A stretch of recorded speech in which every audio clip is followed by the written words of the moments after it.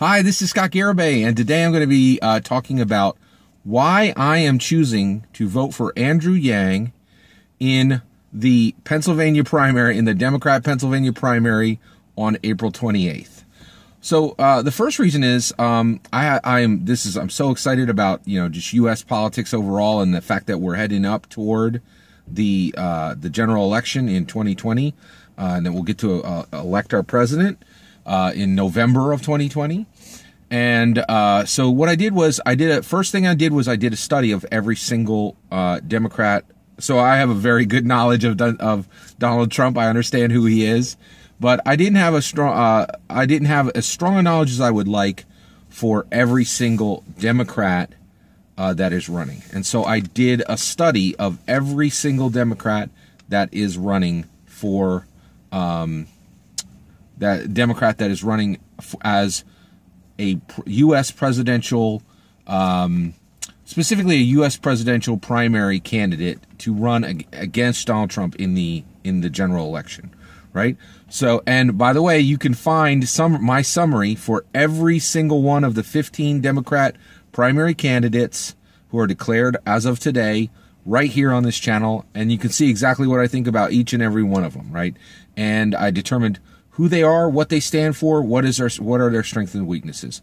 So now that I have completed that study, I have decided that I'm ready to make my decision, and I am electing to vote for Andrew Yang in the Pennsylvania Democrat primary on April 28th. Right, so I'm pretty excited about that. All right, and here's the reasons why I am choosing to vote for Andrew Yang. So the first and foremost is I had to decide to vote for him over Donald Trump, right? So one, I feel like I'm more conservative than liberal, and so that would generally mean that I would vote for Donald Trump, but I'm electing not to. And the reason why I'm not going to vote for Donald Trump in 2020 is the same reason I didn't vote for him in 2016, and that is family values. I'm a family values guy. So I have a spouse. I have been married to that spouse for 28 years. And we have 4 children together. And I have we have struggled. Most days, there's no struggle, right?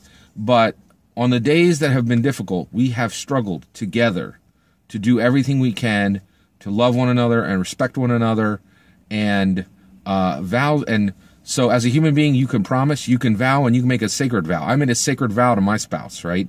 And for 28 years, I've kept that vow. And my spouse has kept that vow to me, right? And when there were times that threatened that, we worked together and we struggled through those things, right? And Donald Trump has elected not to do the same. So the spouses that he chose to be with, right? I feel like he broke the vow that he made to them. And if someone's going to break a vow to the person they love the most in the world, a vow that was made publicly, what chance do you have that they're going to keep their promise to you?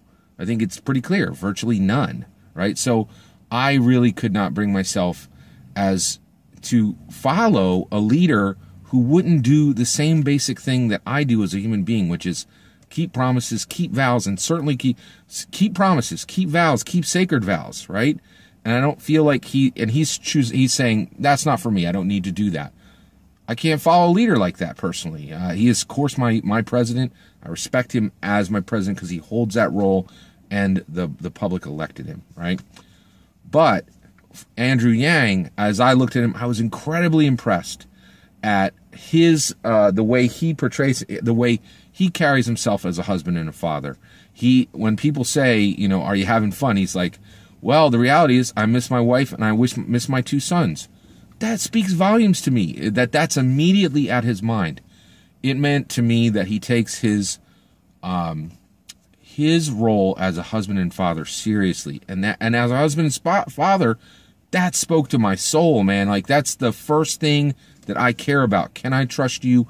Or at the most basic, most important things you're doing in life, are you taking that seriously? And Andrew Yang truly is. He is, like, I've listened to dozens of hours of his content, and I've heard him many times talk about his wife and his kids, how much he loves them, how much, what he does to be there for them. And I was incredibly impressed, and it's a big reason. The second one is he seems to have a true, genuine care for working class Americans. You can hear it in his voice. He's consistent on it. He's consistently answered questions that make me believe he truly, genuinely cares about working class Americans.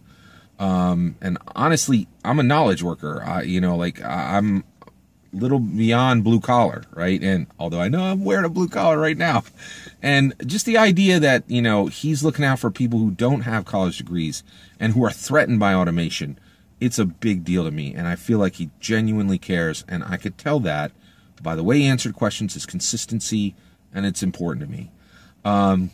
Intersectionality. I have a daughter who's in college who I love very much, and she has taught me the importance of intersectionality and how we need to be paying attention to the importance of intersectionality. He'd be our first Asian president. I would be proud to elect our first Asian president. I'm proud that I voted for Obama twice, and elected our first black president. I take that very seriously. I really feel honored to have done that, and I would like to. That should be nobody's only reason, but it is a reason. I want all the minorities in this country to think that the presidency is something that is for them, right? Every minority child can, their parents should be able to say to them, you could be president one day. And there should be examples to prove that, right? There is, if you're a young black American, there's an example to prove that, yes, you can be. There was a line of 42 white dudes, but now, there's a black president. And I think that Asian Americans should have that same example, right? It's certainly not even remotely the only reason. It's not even the first reason. It's probably the last reason, but it is in there. And I think about it, right? Because I do think the presidency should look like our population. I think that is correct. Okay. And, then he meets the basics. As I think there's a basic for what you should be as a politician. You should be intelligent. You should be able to communicate, and you should be scandal free. He meets the basics for a politician. He has vitality, right? I've watched him play basketball. I've watched him gobble down noodles, right? He has vitality. He's somebody like, I'm really into bicycling, and I've bicycled in Boston and New York and Philadelphia and Washington, D.C., and it's just exciting, and I love to do it, and it's important to me, and I want my leader to be vital, like to have some vitality to him, and or her, if that's the case. This idea that he's going to protect people against automation, the fact that he cares about it, that he wants to protect people against automation, it's important. He's got a tech background. I work in tech. I love it. I love that he has a tech background, because this country needs somebody who knows tech. And I love that he has a startup background. Tech is important. Startup culture is important. Fail fast, break things, or I love that kind of stuff. I've worked in a startup, and it speaks to me that he's been there, and I like that a lot better than if he was some Washington insider who had been marinating in the Washington mess for 20 years. I really, really like almost everything that makes him up as a candidate. I think he is a better compilation than other candidates. So, like, when you just take all the attributes and the aspects of him, he's a better compilation of what you need to govern, right? And what you need to win. In one dude, you got what you need to win, and you have what you need to govern, right? I'm excited about Andrew Yang. He hustles. He is a hustler, right? He is all over this country. He's talking to anybody who will listen. He is going on podcasts. He's going on television shows. He is talking to newspapers. He's talking to magazines, whatever few there are left. He hustles. He is a hustler. Love it. I think it's really cool. I really like the comprehensive appeal of UBI, right? Everybody else is talking about these niche little things where maybe somebody will care, maybe somebody won't. His $12,000 a year, $1,000 a month for every adult American, brilliant, right? Who doesn't like money? Everybody likes money. It has universal appeal. So I am electing to vote for Andrew Yang over Donald Trump. Guess what? I actually don't like UBI. I think UBI is a terrible idea. I'll actually do a separate video on why I think UBI is such a bad idea. But the reality is right now I've looked at every candidate. Right, I can't, in good conscience, vote for Donald Trump personally. Okay, I just care about my spouse too much, and we've worked too hard, and the fact that he can't, meet a basic, something beyond a promise, something beyond a vow, like that's important to me, and I can't follow a leader who can't do that, and it's a big deal to me, right?